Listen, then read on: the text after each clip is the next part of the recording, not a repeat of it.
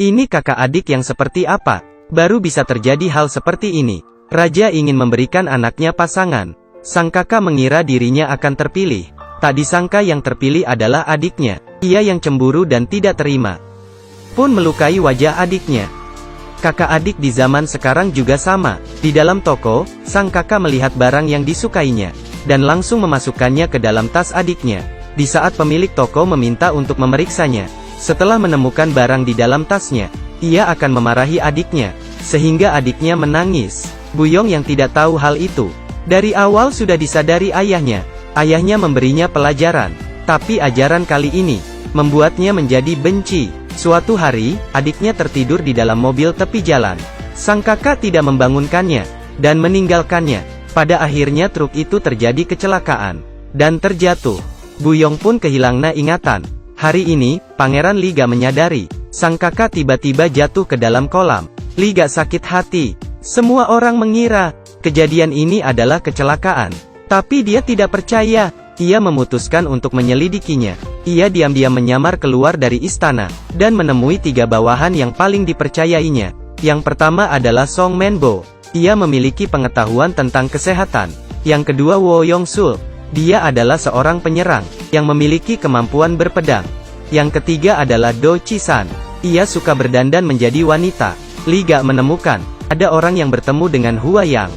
Kemudian membawa 3 orang ke sana, mencari keberadaan orang tersebut. Tak disangka saat itu, sebuah panah mengarah, dan hampir mengenainya.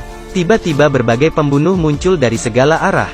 Kali ini Liga harus bertarung. Ia hanya membawa 3 bawahan. Melihat masih ada kumpulan pembunuh yang datang, mereka segera menaiki kuda dan bergegas pergi.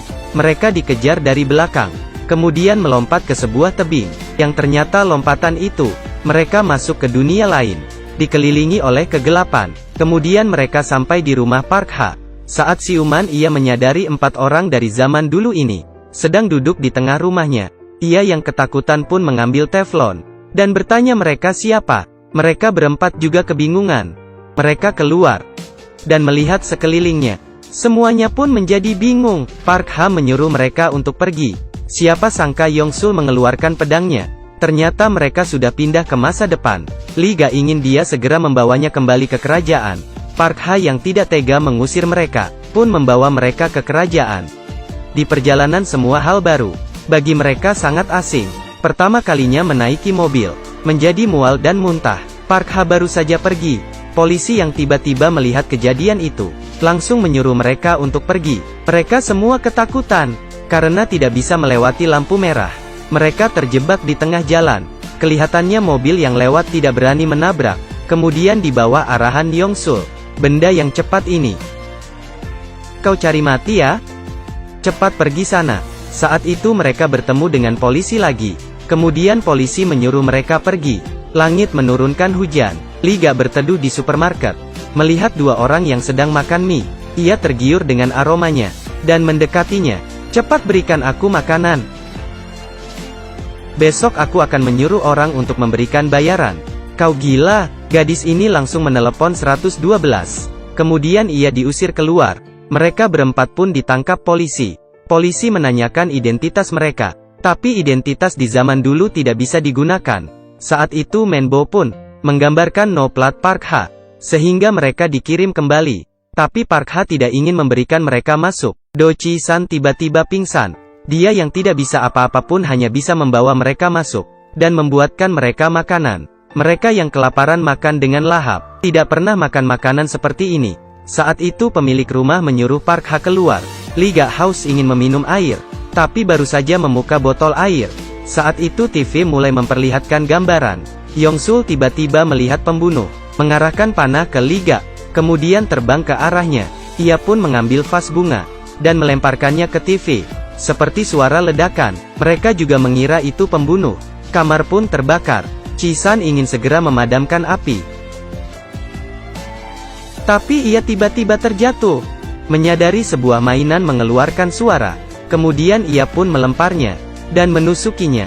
Di saat Park Ha masuk ke kamarnya, ia terkejut dengan hal yang terjadi. Dia pun bengong. Beberapa orang ini ingin diam-diam pergi, tapi ditahan oleh Park Ha. Kamu kira setelah menghancurkannya bisa pergi? Liga menaikkan kepalanya dan melihatnya. Katakan kamu ingin seperti apa baru bisa puas.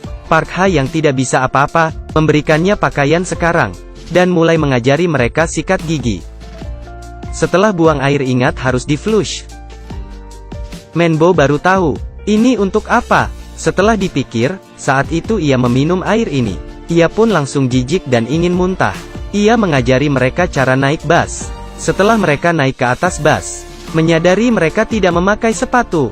Ternyata mereka melepaskan sepatu di luar. Saat itu Park Ha menerima telepon dari ibu tirinya, menyuruhnya untuk menyetir mobil ke rumah kakaknya untuk membantu. Kakaknya adalah yang saat itu mencuri barang dan meletakkan barang di tasnya. Dia sangat kesal, tapi ia juga tidak bisa menolak permintaan ibu tirinya. Sampai di tujuan, Park Ha dan Liga pergi mengambil kardus. Liga disuruh masuk dulu oleh pelayan rumah. Di sini ia ternyata melihat foto di dinding yang mirip dengan dirinya. Orang ini bernama Taeyong. Setelah dilempar kakak sepupunya ke dalam laut, ia menghilang. Saat itu nenek Taeyong masuk ke dalam kamar dan terkejut melihat Liga. Ia pun langsung memeluknya, kemudian membawanya ke bawah. Sepupu yang melihatnya juga tidak percaya. Ia pun langsung menarik Liga, dan hal ini dilihat oleh Yongsul. Ia langsung mendorong kakak sepupunya ke dinding. Setelah nenek melihatnya, ia langsung pingsan. Kemudian terjadi hal yang lebih lucu lagi. Park Ha membawa mereka ke tempat sampah untuk melihat baju, kemudian menyuruh mereka untuk berganti pakaian. Di dalam pikiran mereka, di tempat yang tidak ada orang, dengan cepat mereka menyadari, tempat yang kosong. Kita berempat berbalikan badan dan ganti baju. Pintu elevator terbuka di lantai 3. Beberapa tante sedang menari. Mereka berempat pun terkejut. Saat itu elevator tiba di lantai 5. Adalah sekelompok murid. Ya ampun, pria mesum. Mari kita vote. Liga yang sudah berganti pakaian, tiba-tiba menyadari istrinya juga ada di sini. Ia menyuruh Menbo untuk membawanya, tapi mereka ditahan oleh petugas. Kemudian Yongsul muncul dan menyerangnya. Terjatuh ke lantai. Tapi bagaimana cara mereka melewati pintu berputar ini? Bodoh. Hingga pintu saja tidak bisa masuk. Drama Korea ini berjudul Rooftop Prince, sebuah drama romantis komedi.